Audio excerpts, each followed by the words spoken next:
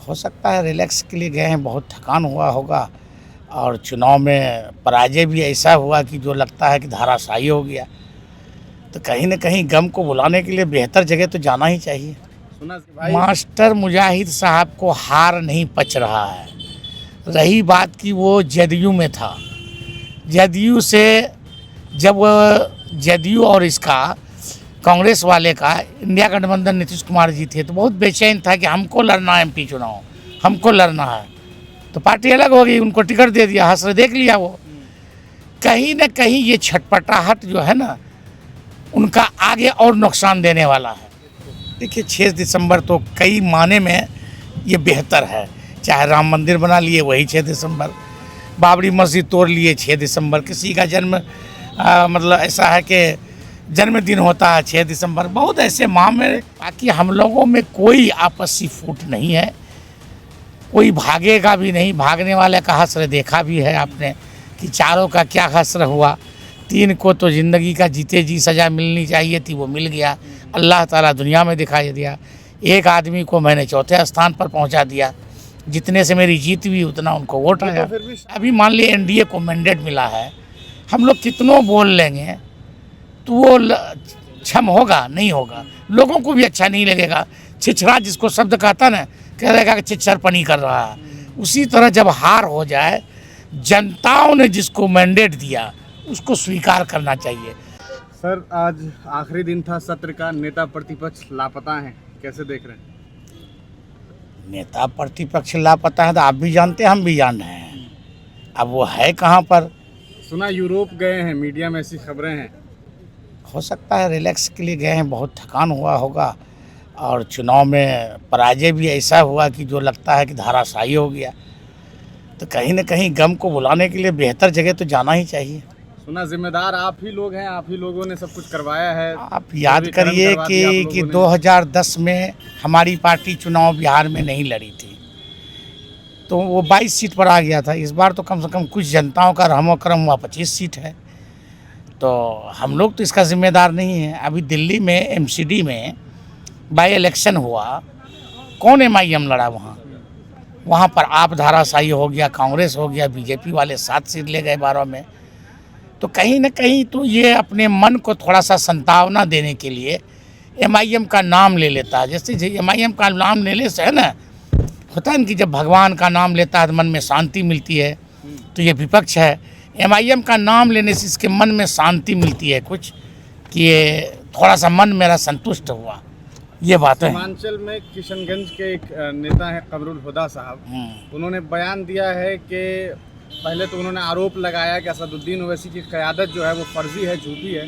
अभी वो कह करके गए हैं कि जब वो विधायक थे उस दरमियान उन्हें इस बात का एहसास हुआ कि पार्टी में सिर्फ ओवैसी साहब के दम पर ही लोग एमएलए बनते हैं, मैंने दिखा दिया अकेले दम पर एमएलए बन करके। एक बात बताइए, जिस आदमी को ये एहसास नहीं है कि नेता हमको कौन बनाया, सबसे पहली बार हम कौन जानता था उसको? बहुत बार तो लड़ा था, कहाँ जीता?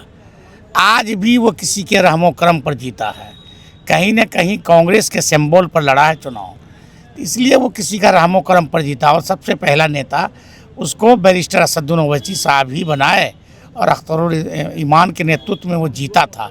अब एहसान फरामोशी से कोई आगे अगर कोई शब्द होता तो मैं उसको इस्तेमाल करता, इसलिए वो कोई शब्द ही नहीं बचा उसके लिए। अख्तर साहब के आवास पर कल आप 5 विधायक पहली बार एक साथ देखने को मिले। तौसीफ साहब से दूरियां और ये तमाम खबरें कल कहीं ना कहीं ख़त्म हुई, क्या कुछ बातें हुई हैं?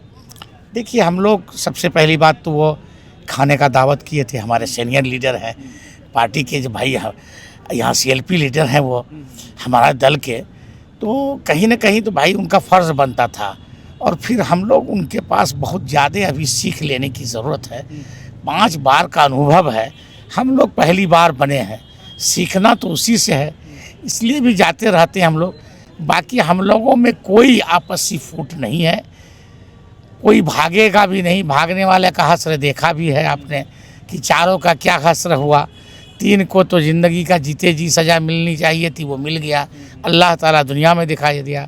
एक आदमी को मैंने चौथे स्थान पर पहुंचा दिया, जितने से मेरी जीत हुई उतना उनको वोट ये आया। तो फिर भी शांत है, लेकिन मास्टर मुजाहिद साहब बहुत बौखला गए हुए हैं, बहुत चिल्ला चिल्ला करके बार बार आरोप लगा रहे हैं कि भाई मास्टर मुजाहिद साहब को हार नहीं पच रहा है।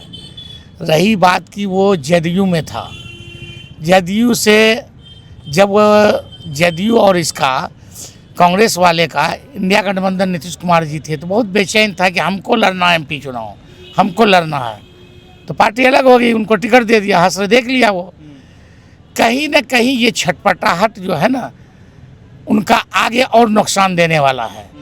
राजनीति में जो जिसको मैंडेट मिला, अभी मान लिया एनडीए को मैंडेट मिला है, हम लोग कितनों बोल लेंगे तो वो क्षम होगा नहीं होगा, लोगों को भी अच्छा नहीं लगेगा। छिछरा जिसको शब्द कहता ना, कह रहेगा कि छिछरपनी कर रहा है। उसी तरह जब हार हो जाए, जनताओं ने जिसको मैंडेट दिया उसको स्वीकार करना चाहिए।